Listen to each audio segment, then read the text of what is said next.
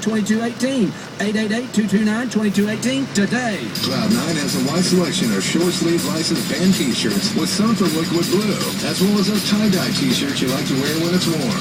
Cloud9 has also gotten in that fresh batch of new discs for you to play disc golf with this year from brands like Discmania and Innova. Try something from what we think is the largest incense selection in Louisiana, including brands like Ed Hardy, Wildberry, and the all-new Cloud9 line, to name a few. Plus, they've got a huge selection of smoking accessories, color-changing chameleon glass, Ed Hardy lighters, and some of the coolest meerschaum pipes around. Plus, if you're trying to spice things up a little this year, try something from their Kama Sutra collection. And don't forget about their selection of detoxifiers. Stop by Cloud9 and check it all out. 117 Cotton Street in historic downtown West Monroe, or call them at 651-0069. That's 651-0069. Have you been to Cloud9 lately?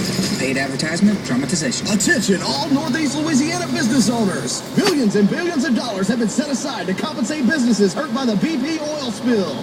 Okay, let's stop right there. As a business owner, you're probably thinking you don't qualify for compensation from an oil spill. Well, you're probably wrong. Almost any business that fits the qualifications may be compensated. If you're in Louisiana, if you had a decline in revenue in 2010, and if you had an increase in revenue in 2011, you could qualify for BP oil spill compensation. The best part is that it costs you nothing to find out if you qualify. Just call David McMillan at the law firm of Watson, McMillan & Harrison and let their forensic accountant put your data in the formula. So whether you're a restaurant in Columbia, a construction company in Ruston, or a doctor in Tallulah, you may qualify. Call David McMillan at the law firm of Watson, McMillan & Harrison today. 322-9700 for all the information you need. That number again is 322-9700. Watson, McMillan & Harrison, 1881 Hudson Circle, Monroe. And online at WMHLLP.com. It's Lex and Terry on KSRR 106.1 Monroe, West Monroe. It is not recommended for children's ears without parental supervision. We are the Rock Station.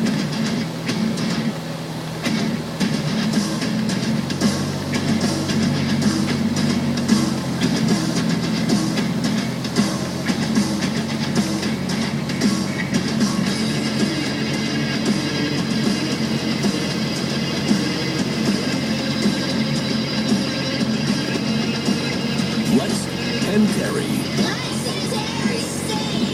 The Lex and Terry Radio Network.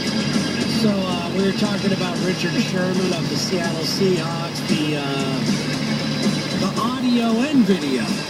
Before it was just video. Yeah. Of the little slap in the face, midfield after the game of the Redskins. Because he's talking trash. D found this stuff where it's all of his audio talking trash throughout the entire game. He was mic'd up. And D, I was going to go ahead and post the picture of me and Sherman. Mm-hmm. But I look like a fat old man, so I'm not going to do it. But they say he's 6'3". I got at least 2 inches on him. He ain't 6'3". And you are what? I say I'm 6'4", but I don't think I am. And I'm getting shrunkier. By the way, the Redskins aficionado known as Slow Motion said it was Trent Williams who fired on him. I just knew 71. He's a bitch. He had his helmet off. If you're going to go ahead and throw, take your helmet off and make it even. And then he slapped like a bitch. He's a big fat bitch is what he is. Nah, it's disrespectful. I like that. It sounded like a punch. It was a slap on the other side. Yeah, the angle of that you have, it looks like a punch. Yeah, that's why I was saying he fired on him. And then I saw a still picture, and I was like, oh, that was kind of open-handish. And then when I heard the audio, it was like, woo. No, look, from that angle in the audio, it looks like a punch. Mm-hmm. But I remember watching it the day of the game when they kept replaying it. It was an open-handed push more than anything else. But it looked, it was still bitchy. I like what he said. Some punch in your damn mouth. Do it. Yep. The guy's like 2 times bigger than him. What you gonna do about it? So, I love it. I love the trash talking. It's been fun. This is an awesome football season. I'm having a good time because finally one of the teams I like is in it. I doubt they'll go any further. I think they have a great opportunity to beat the Atlanta Falcons. I really want to see the matchup between the wide receivers and Hall of Fame tight end of the Falcons versus the Legion of Boom of Seattle. That's the matchup right there. I mean, it'll be a fun game to watch. I have no preconceived. I didn't think they'd make it to the playoffs this year, so I'm super happy. You know, they weren't supposed to make it. No. Nobody knew what they were going to do, really. You know, everybody had a whole lot of confidence in that defense. Everybody had a whole lot of confidence in Pete Carroll and his defensive staff, the coordinator, getting them together. Pete Carroll is known as a great defensive coordinator. Well, I ain't going to say great. A good defensive coordinator in the NFL. He had plenty of defensive talent come from USC that he helped recruit.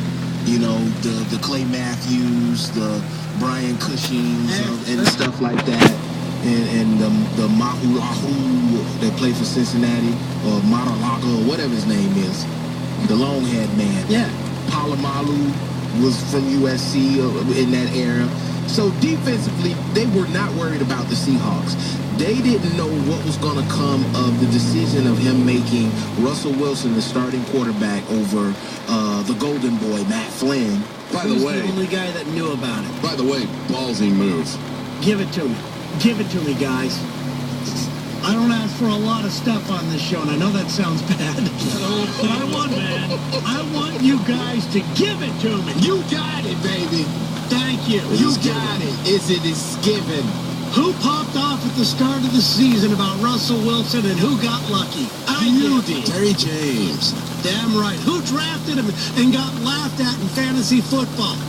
I did. Who won the fantasy football championship, the Super Bowl, with Russell Wilson as my quarterback? I did.